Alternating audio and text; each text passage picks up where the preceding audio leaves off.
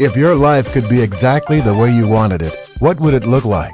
Welcome to Clear the Noise Radio, where we interview real people about real hang-ups. Join us as we help you clear what is blocking you from health, happiness, and success. Now here's your host, writer, speaker, musician, and travel enthusiast, Jessica Crew.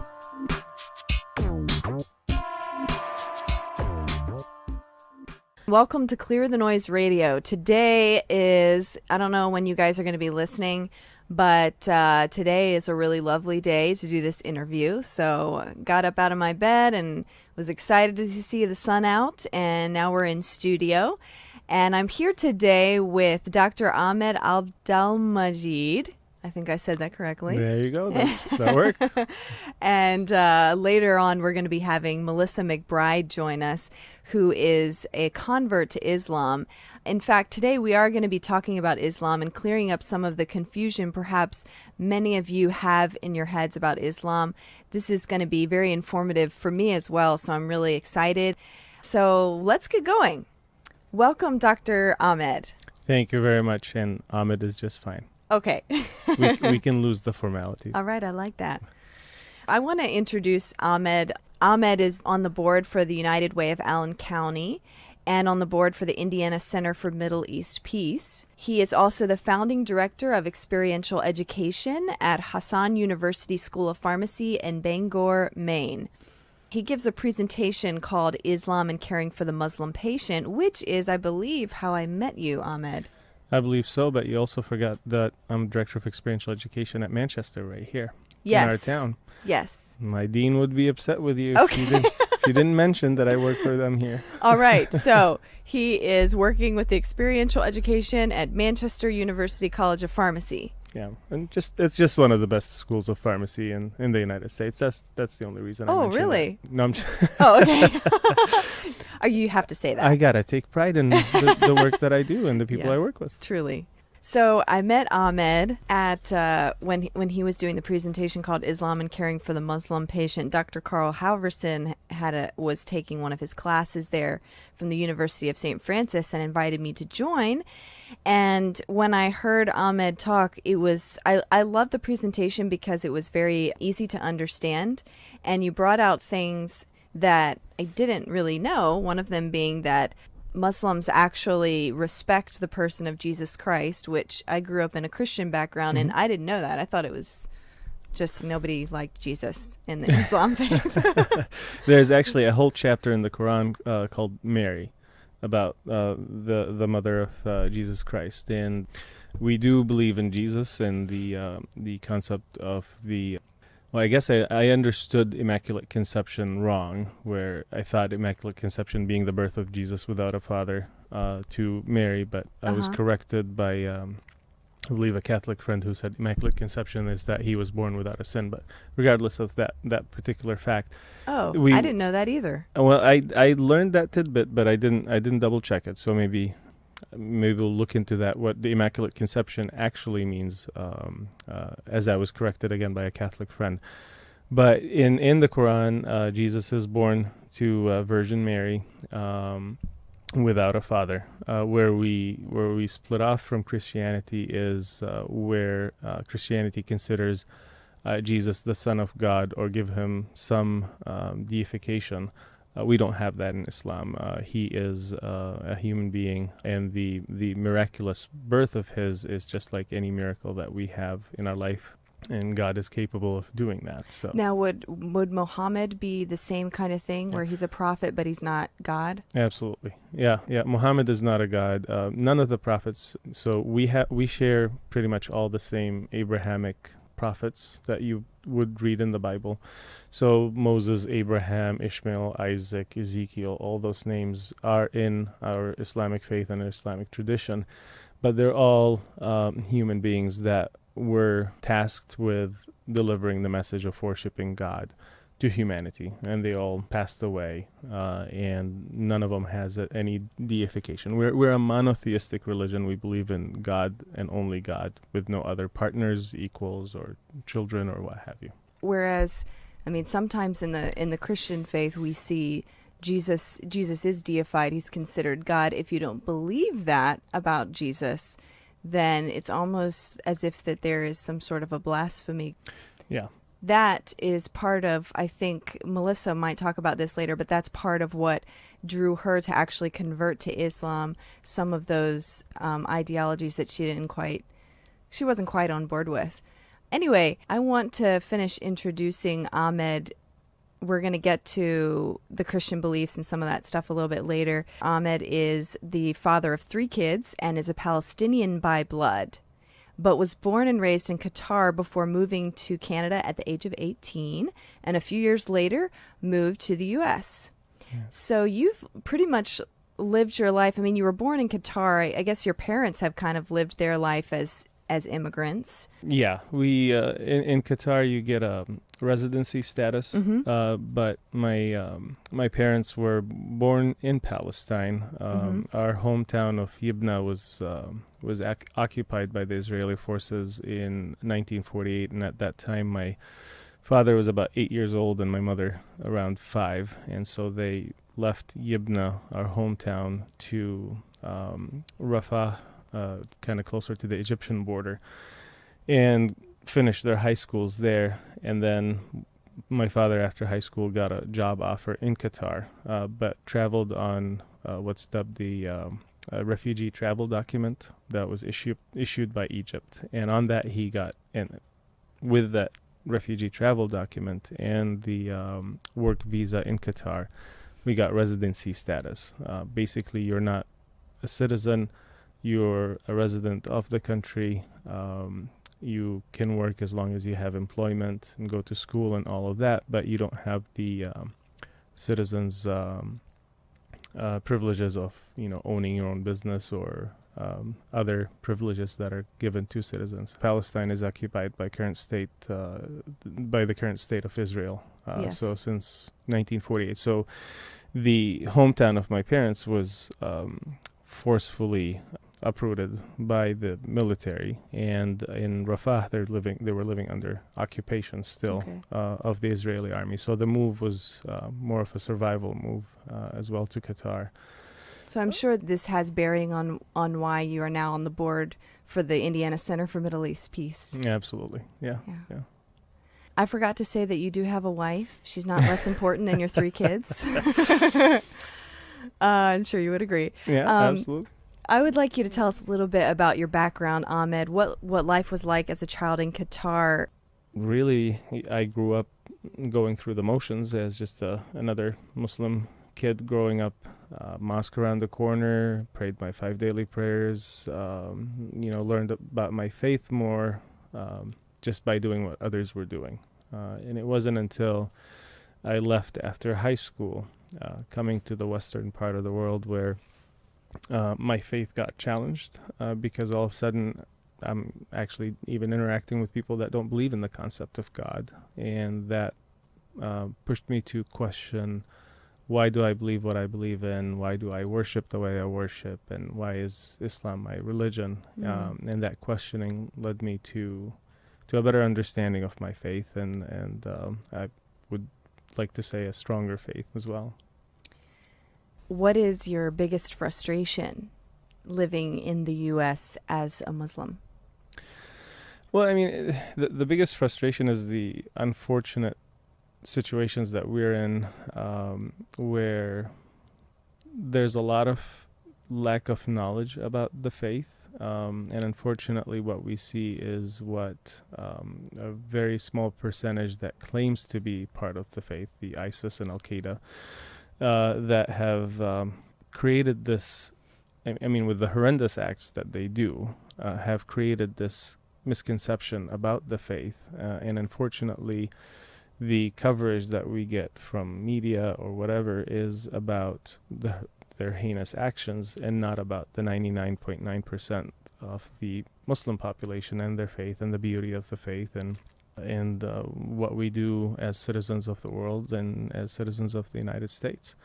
So that's my biggest frustration, is I feel like there's a lot of misunderstanding, misconceptions about the religion of Islam, but it also motivates me to be out there and speaking about, like Islam and caring for the Muslim patient, or doing some basic 101 training on the religion, And it's an unfortunate position because you feel like you're fighting an uphill battle, because there's a lot of misconception out there. You're not a terrorist. No, no, and that's the unfortunate part, is that now, I mean, you go blow up something, you're obviously a terrorist, and then you have that label, you labeled yourself as the Islamic State or what have you, and people's minds naturally will associate the two together. But what we're saying is, those ISIS and Al-Qaeda and what have you have killed more Muslims than non-Muslims. They're an ideology that's... They've killed more Muslims than non-Muslims. They have killed more Muslims than non-Muslims. I'm actually more of a target for them than you are, because I'm considered a traitor of the faith. I'm considered what have you, because they have such a... Can I say the word bastardized? They have such a bastardized view of the religion that has honestly nothing to do with the faith, other than them taking maybe a couple of verses out of context completely, or trying to rally. You have to look at the recruits that they recruit. They're between the ages of 14 and 25. They're going after malleable minds coming from many different geopolitical and economic factors, and trying to give them this sense of belonging to something bigger than themselves. And they give them a simple solution to complex issues, and they say, well, this is just how it is, and this is what faith is. And they try and again, bastardize the faith and the concepts, and recruit that way. Well, we're going to get to a little bit more about ideology surrounding terrorism a little bit later, which is kind of heavy. But for now, I just want to say, before we start asking, because I want to ask you some hard questions, Ahmed, and I'm so glad you're up for the challenge. Sure. Before we get to that, I just want to say, if I ask you anything about your experiences, and then Melissa's later as well, in order to answer honestly, you might mention a bad experience or something you may have had within Islam. And I just want us to be aware that these things happen and can happen in any faith, these kind of things. Or you have a bad experience, or someone says this, or you've seen this, you've witnessed something not quite right. So just want to have that out there before we get started. The question that we kind of already had talked about a little bit was that Muslims, well, I was thinking many Christians, I think, believe, or at least I did growing up as a Christian, that Muslims hate the West due to our Christian beliefs. And so my question was, do Muslims denounce Jesus? But you obviously proved no, they do not denounce Jesus. Have you been listening to Fox News? Oh, I did growing up. Yes, that was played all the time. Yeah, definitely. Not that CNN is any better, but yeah, I mean, there's, and again, it's the way that things are being presented, and hating the Western ideals or denouncing Christianity and what have you. No, they're our faith compels us. Again, as a Muslim, I'm not a full Muslim unless I believe in Jesus Christ and in Moses and the messages and the messengers that came before them. Okay. Having said that, however, where we differ is that the Bible as it was revealed to Jesus, or the Torah as it was revealed to Moses, in our faith practices don't exist as they were revealed in their entirety, and that there was some human intervention within the text of documenting certain things in the Bible or in the Torah.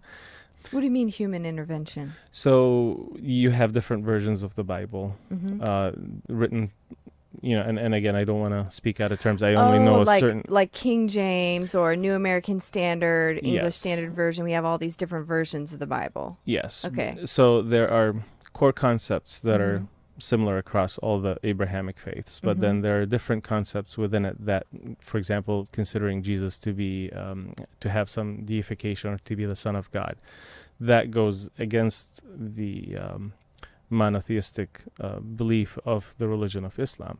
So again, as a Muslim, I believe in Jesus and I believe in Christianity and all that, but without the potential human addition into it that might have changed some of the original concepts. But having said that, however, we have to realize that many people follow different paths to God. And the religion of Islam, again, as a Muslim, compels us to coexist.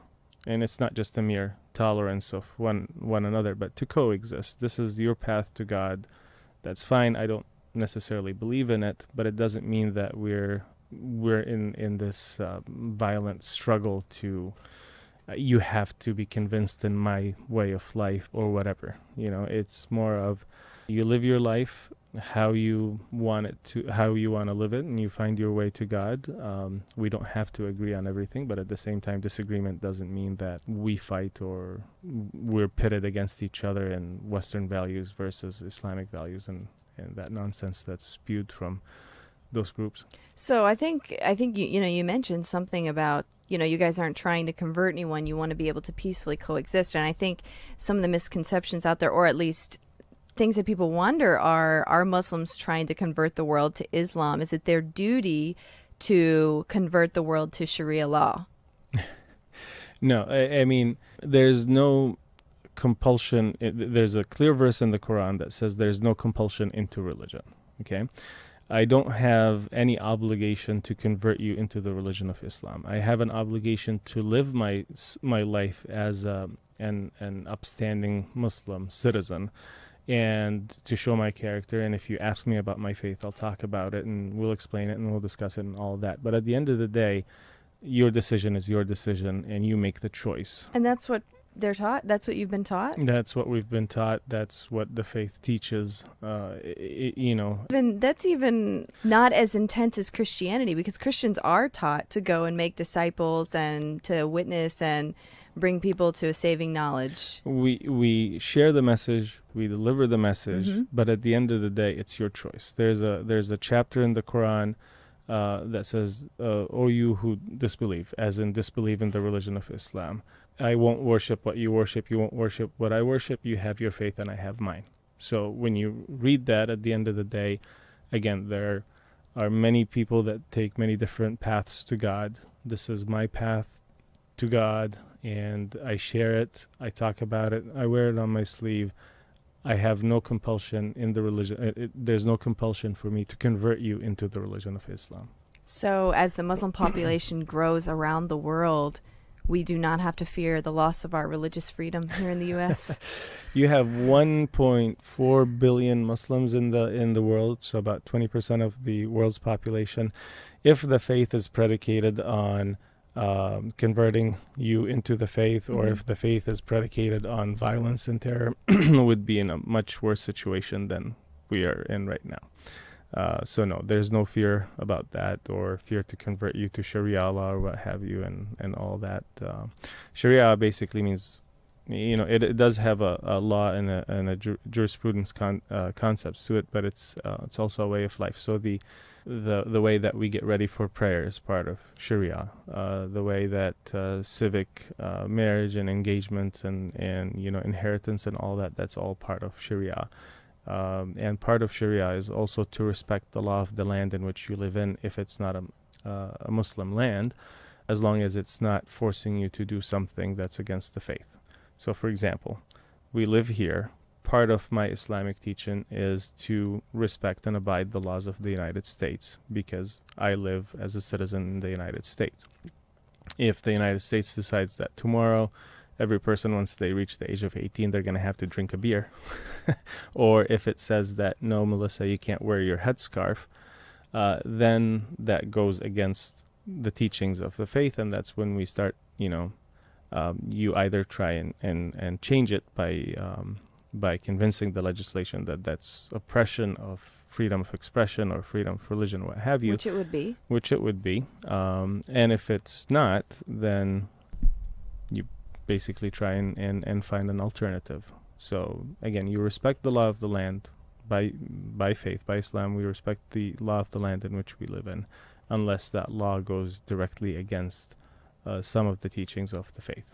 Now, I have a question as far as the way that Muslims in the East would look at us here in the West. Do they at least look at us as morally loose, which is, I mean, if that's how they see it, I mean, Christianity does the same thing. So, Well, I mean, I've not been that here it's a debate between Christianity and Yeah, Islam, but I've been here for 20 years. So let's see, 20 years ago, when I was living there, when you're defining your morality and what have you through faith, so yes, if somebody's drinking alcohol, that's in my faith considered a sin. But at the same time, again, the concept is for the faith. It's for me to shape my personality, to shape my moral code, to shape how I'm a citizen within the world, and it's not to pass judgment on others. If someone is drinking alcohol, again, which is a sin in my faith, or someone is eating pork or gambling or having premarital sex and what have you, those are considered sins in my faith. I look at them and I say, I don't want to engage in that because that's against my faith. And, I pray for the person who's making the sin. But if you're not a Muslim, to you it's not a sin. So I can't impose my my code onto you. And if it was another Muslim who's doing that, then there's the conversation, there's the advice, there's praying for them to get away from the sin and what have you, but not for me to judge or punish. I'm curious, Ahmed, do you think that culture plays a big part in what we're looking and seeing as religion? Yes, let's say, for example, you heard about a family in Egypt that killed their daughter because she had... Okay, so now it's much easier for the human mind to categorize and say, okay, they're Egypt, they must be Muslims, and then that must be part of the religion that they have to kill their daughter because she had sex before getting married.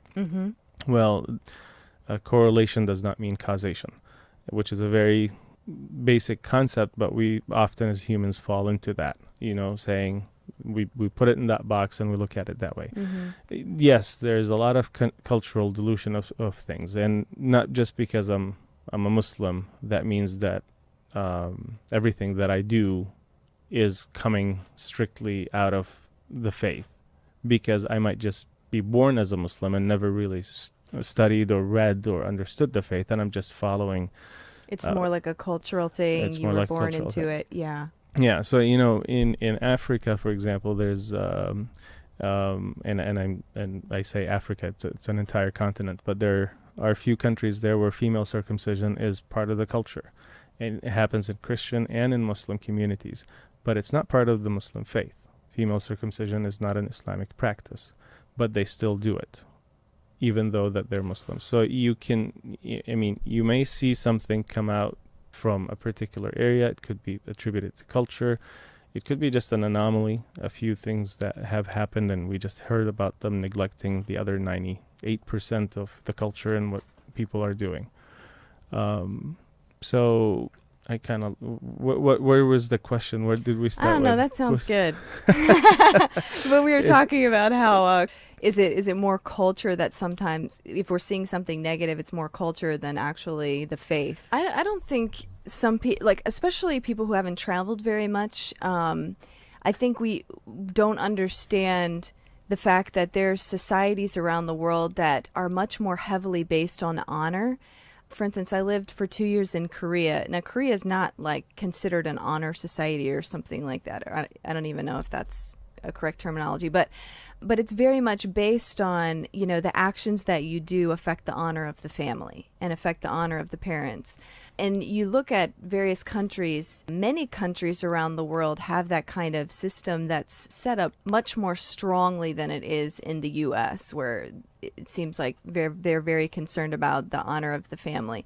And to varying degrees, you begin to see sometimes it even morph into atrocities or abuses and shunnings that happen as a result of that honor system. So that's one thing that I wanted to kind of separate, because we sometimes view Christians especially will sometimes view other religions as maybe violent, or they're doing atrocious things, et cetera, where I think we're perhaps seeing culture more than anything else. Yeah, and we often, again, view the world from our own perspective, and it's sometimes you look at the most obvious thing about a person, and you kind of automatically associate that with their behavior. So I can see how the two things like that get conflated. But no, the faith itself, and again, when you read it, you understand it, you spend time with it, learning about the faith of Islam. It's not something that's just passively, I'm born a Muslim and that's it. It's not in your genetics, and it's not just, if I grow up just watching people pray and I'm watching them pray, you have to understand why you're praying, what you're doing. And the more that you delve into it, the more that it shapes and tames those whims, those desires, those, there's a lot of teachings in Islam about controlling your anger and about, managing your anger and controlling your desires. And, it helps train the soul, and it helps train you to become a better person. So discipline, thank you. That's the word I'm looking for without any coffee this morning.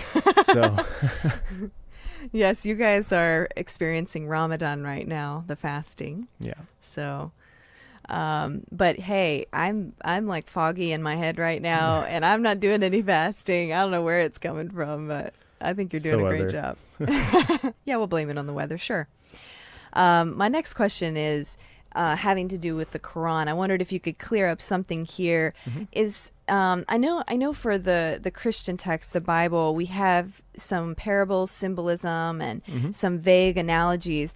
Is everything in the Quran meant to be taken literally, or are there symbols, parables, and vague analogies that could be interpreted many ways? Yes, there's a lot of that, actually. So let's let me perhaps preface it with a couple of things. So the Quran in the Islamic belief is the absolute word of God. So we believe in it as the word of God. There are concepts that are black and white. For example, the monotheism, that God is one. That's clear. Mm-hmm. There's no argument or debate about that. But then the majority of the Quran is kind of in the gray. And it's left for the scholarly interpretation of the text. And when you read and interpret the Quran, you have to understand the Arabic language, because it's written in Arabic. So you have to have that linguistic prowess. And you also have to have the historical and societal context in which a verse in the Quran was revealed. So let me back up a second. The Quran was revealed to Prophet Muhammad through Angel Gabriel when Muhammad was at the age of 40, and the revelations kept coming until Muhammad passed away around the age of 63. So it was over a 23-year period that Gabriel would come and say, this verse comes after that verse, or in this chapter and that chapter. And so there's some dynamic aspects within the revelation and addressing certain concepts from which we can draw nowadays relevance, or look at the context in which a verse was revealed. The scholars would look at the context in which a verse was revealed to draw modern day applications to certain aspects or questions or issues.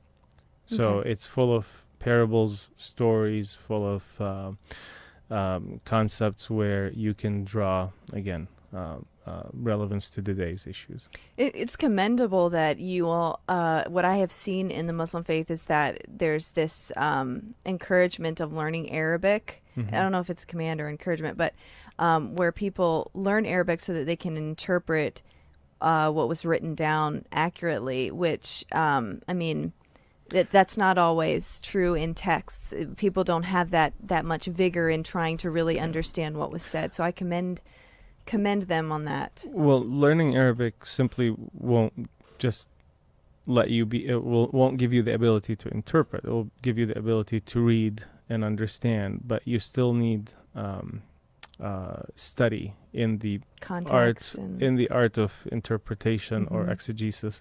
So I read and write Arabic fluently, mm-hmm. but at the same time, when I read verses in the Quran, I can't just come out to you and say, well, this is what the verse mm-hmm.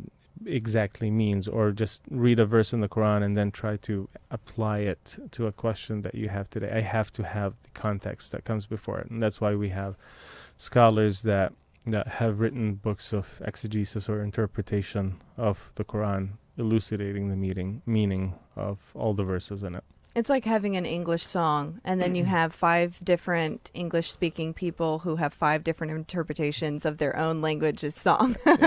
Yeah, and You know? then the interpretations. I mean, when you're looking at the gray, it may differ, but it differs without fundamentally differing with the teachings of the Quran. So you might see a scholar that say, well, this will be considered a sin, while another one will say this will be considered a frowned upon. You really shouldn't do it, but I wouldn't go as far as saying as it's a sin. And each with their evidence backing their decision, and it's kind of like it's not a simple task. You go through many years of learning to be able to interpret the Quran. You've been to my talk before. We talk about the issue of smoking and tobacco, for example. That's a modern, well, at least smoking cigarettes is a modern day invention. And so the question came to the Board of Scholars of Islam, saying, is smoking a sin or not? Should a Muslim smoke or not? And then when they go through the Quran, there are no direct verses saying one should not smoke, but there are verses that talk about protecting the sanctity of life and protecting, don't throw yourselves into harm's way. And from that, majority of the scholars said you should not smoke because you're throwing yourselves into harm's way, which goes against the teaching of the Quran. So then probably the next question would be like, is it a sin to have a McDonald's hamburger? Well, it depends. Is McDonald's your sponsor or not? No, I'm just kidding. Thanks for that consideration. Indulgence in anything beyond, so it's not that the burger itself is a sin, but would overindulgence and eating a lot more and whatever, I don't think that it would necessarily qualify as a sin, but it shouldn't be something that you're throwing yourself into harm's way by. Yeah, you definitely are, because that stuff doesn't digest for like months later. That is just not right. Yeah. So what happens then if 2 passages contradict? Do the latest passages supersede the earlier ones? Because I've heard someone say that the peaceful, tolerant passages were the earlier ones, and then the more violent, less tolerant passages were later, and that those ones are supposed to supersede the previous. No, and that's, again, taking it out of context. Again, you have to understand the societal and the historical context. So when looking at Prophet Muhammad, when he was living in Mecca for the first 10 years of his prophethood, so ages of 40 to 50, the focus was on the belief in God and bringing people back to the concept of God, because the community around him was idol worshipping and had many deviations from the monotheistic faith. Mm-hmm. Then moving to Medina, 10 years later, that's when it started more into the civic engagement and society and building and laws and what have you. When you talk about violence, there are verses in the Quran that talk about war. Again, because Islam is a comprehensive religion. It covers everything from even teachings about going to the bathroom and hygiene there to the status of war. When we look at verses in the Quran, again, you have to understand the historical context in which it was revealed. And my understanding, any of the prophets, including Prophet Muhammad, won't engage into something big like war or fighting without clear permission from God first, because we end up emulating the prophets in what they do. So when towards the end of when Mecca and the Meccan society and the tribes have amassed people to kill Muhammad and kill the Muslims around him and kind of put an end to that faith that's disrupting their lifestyle and the economics and everything that's going on over there, that's when there was a revelation that you're allowed to fight, and to fight, so in this context, in the defensive stance, to protect yourself, to protect the people around you. And you have to, there's 3 or 4 verses as one example. So the verse before it says, if they are to fight you, and I'm paraphrasing, if they're to fight you, fight them. And when you fight them, fight them with courage and with strength. But if they cede, then God is peaceful and loves peace, and basically have a treaty. So if that community that's trying to kill Muhammad and his followers came to fight, Muhammad and his followers have to protect themselves. But if at one point they said, well, okay, we don't want to fight, we want a truce, then truce supersedes the war. Oh, okay. So peace always trumps war. Peace always trumps. Possible. And although I don't like the word Trump nowadays, but peace does trump war at all times. So, God is most peaceful, most merciful. So the concept of war, concept of fighting, is a necessary concept, unfortunately, in our lives. But there's a lot of teachings within the Quran, the lives of the companions of the Prophet, and whatever wars that they may have engaged in, that teach, for example, you don't fight women and children and elderly. You only fight the person who's on the battlefield fighting you. If someone is in their house of worship, regardless of what that house of worship is, you don't kill them. You don't go into the house of worship and kill them. You don't uproot trees. You don't destroy. So it's more of, again, putting an end to a threat rather than going in and trying to kill folks and just basically overrule over whoever. Do you think that could get vague sometimes as far as like what's a threat and what isn't? Like what if someone just is walking around, let's say a woman's walking around in a bikini or something, or a whole society is walking around like immodestly dressed or something, and they think that's a threat. That's not a threat. That might be a stupid analogy, but I mean, again, the threat is the physical threat. So it's not the threat of the way of life, whatever that term that gets thrown around. No, because again, at the end of the day, when I pass away and I'm before God, I'm responsible for my own actions. There you go. So I'm not, it's you want to walk down the street in a bikini, walk down the street in whatever you want to do, that's your own thing. It's the threat, again, for the war concept, or is more of you're coming to kill me, or you're imposing such things on the community that will lead to its destruction or what have you. All right, so hot button word of the present day is terrorism. America is in the midst of grieving the Orlando massacre. Yes. And the gunman supposedly pledged allegiance to ISIS. And Al-Qaeda and a couple other groups as well. Oh, really? So he's a part of all the groups? How does that even work? Well, if we read the reports that came out afterwards, there was a lot of things going on with that person, from domestic abuse, from what seems to be mental issues. He was on the FBI's radar for a couple of times. And there are some reports actually about him being conflicted about his own sexuality, that he's been to that place a few times. So it is it's vague as what the motive might have been, but nowadays it's a copycat, I think, approach of anyone who wants to go and cause harm and to get more fame or press about what they're doing. It's easy enough to just claim allegiance to whatever you want, flavor terrorist of group out there. Well, what is ISIS? Because are its members violent people who love terrorism and just happen to grow up Muslim oftentimes, or are ISIS members oftentimes passionate about Islam and intentional about what they do for the furthering of Allah? ISIS are the dogs of hell.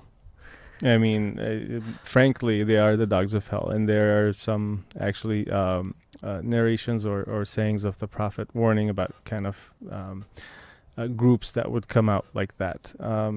From what I've read, it seems like it was a military fraction that came off from Iraq after we invaded Iraq, and there wasn't really a transitioning of the old military into the new society, and that some parts of them that grew up particularly within the army, coming out of the Iraq-Iran war and whatever, they didn't like authority and whatever being taken away from them, and just went and created this ISIS group. That's one common theory that I've read in many different ways. Again, it's you can't look at the area without looking at geopolitical, economic, post-colonialism era, and many different factors in which someone can convince a few minds that see no other way than to come and say, hey, come join us, and throw a religious label on it to give it some sort of honor. When you look at many of the incidents that happened, for example, in Paris and what have you, those people, like, for example, the Paris attacks, the two brothers, I believe, they were bar owners. They had some drug trafficking violations and whatever, living in a ghettoized area of Paris and what have you. These are prime targets for such groups to come in and say, your parents might have been Muslim, they didn't grow up learning much about the religion, and saying, hey, let's reclaim your faith, reclaim your identity and whatever, and convince them that the only way to do it is such. So it's kind of like they may prey on the anger of those people. They've been absolutely hurt, they've been left, they've been isolated, or whatever it is that's happened, and then they say, hey, join us, and put yourself into, we'll make it right again. Put yourself into the shoes of an Iraqi child who grew up, all they've known for the past how many years is American military around them, or destruction of their country, and that's easily, again, attributed. They'll say, well, all I can see is America in front of me. And so for someone to come in who's probably a little charismatic and can take that 14-year-old and say, that's those Americans, they killed your parents, or that Western whatever, they just want to destroy you and destroy your life and your faith and what have you, and come join us. So they do prey on those personalities. They do prey on those minds to recruit them within their ranks. Having said all of that, too, again, the estimates are they're less than 1% of the Muslim population, if they're even considered Muslim, and they just cause a whole lot of damage, and that's why we hear about them the most. They go into mosques and blow themselves up. If I told you just recently in a conversation that smoking, by the majority of the scholars, is considered a sin because it's putting you in harm's way, and it's not respecting the sanctity of life. Suicide is even much more so. Yeah, suicide is a major sin in Islam, and let alone blowing yourselves up in people, or and then we talked about war. And this is not a state of war. This is a state of absolute chaos that they're doing. And even if it was a state of war, somebody to go in and blow themselves up in a group and whatever like that, that's un-Islamic. So they're un-Islamic on many, many levels. When you look at Boko Haram in Somalia, for example, Boko Haram means books are unallowed or sinful religiously. Is the concept that they're going after. Well, the first verse that's revealed in the Quran is read in the name of thy Lord that has created you. So they're going against the teachings of the faith on many different levels, and that's why truly they're just hounds of hell. So Ahmed, you're not saying that they're your heroes, right? No. So then I assume Allah does not approve of terrorism from what you've said, and you do not approve of terrorism. No, absolutely not. And Allah, by the way, for our listeners, Allah is the Arabic word for God. Yes, let's touch on that for a moment. Allah is not a separate deity. If you open the Bible in Arabic, where you find the word God, you will find the word Allah. So in the Abrahamic sense, God is Allah. They're synonymous. Well, Allah is simply the Arabic word for God, right? Yes. And so thus people in Arabic-speaking countries such as Lebanon, even if they're non-Muslim, would they use the term Allah? Absolutely. So common words we say is inshallah, if God wills. And you'll hear Muslims, Christians, and whatever use the same thing. If God wills, they'll say inshallah. So they use the word Allah in their vocabulary because it just means God. my next question for you, Ahmed, is, and we're going to have to be wrapping up, so this will probably have to be our very last question. Americans hear about the persecution or murder of Christians in particular abroad, because I had all this stuff growing up fed to me, right? And about honor killings, as well as the violence such as hands chopped off for stealing in Saudi Arabia and places like that. Abuse like female genital mutilation, lack of rights to an education for females, or forced marriages, and murder of Islam's own, for instance, like their own apostates. Thus, many wonder if Islam really is foundationally built on violence and oppression. And of course, radical Muslims, such as ISIS, don't help that image either. Is Islam a religion that will denounce human rights and utilize violence when necessary in order to protect their Islamic beliefs or accomplish the will of Allah? That would be a resounding no. When you say Americans, I am an American. It's just one of those where I reject the hyphenated American term, or Muslim American, or Arab American, or African American, or whatever. To me, we're all Americans, and if we start classifying ourselves as such, then we pit ourselves to us versus the other. Yeah.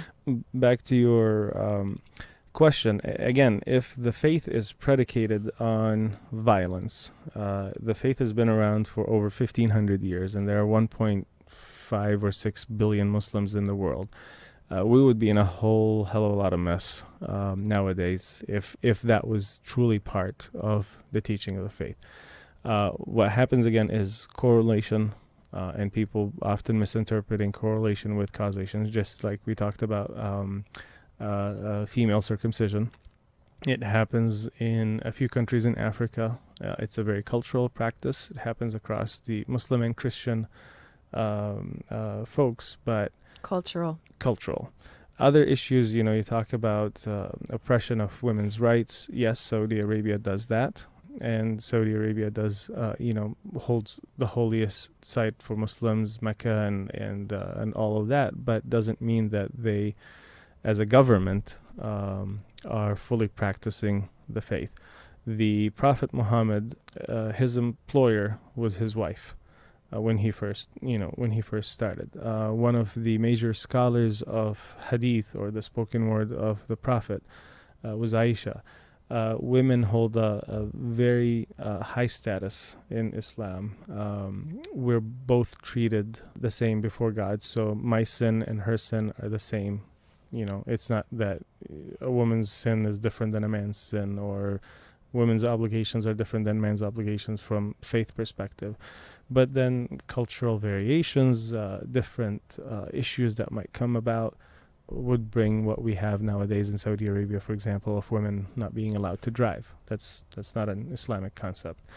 Or whatever women are, the concept of oppression that we hear about. Well, I'd like you to tell that to my wife, who owned her own business and now is in nursing school and doing all that while, being my partner and raising our 3 kids and everything else like that. Fiercely independent woman, but fiercely proud of her faith as well, and wears her headscarf proudly. So it's conflating the issues, and it's a lot to digest. I understand. It's a lot easier for the human mind to just, again, label. But no, it is not part of the faith.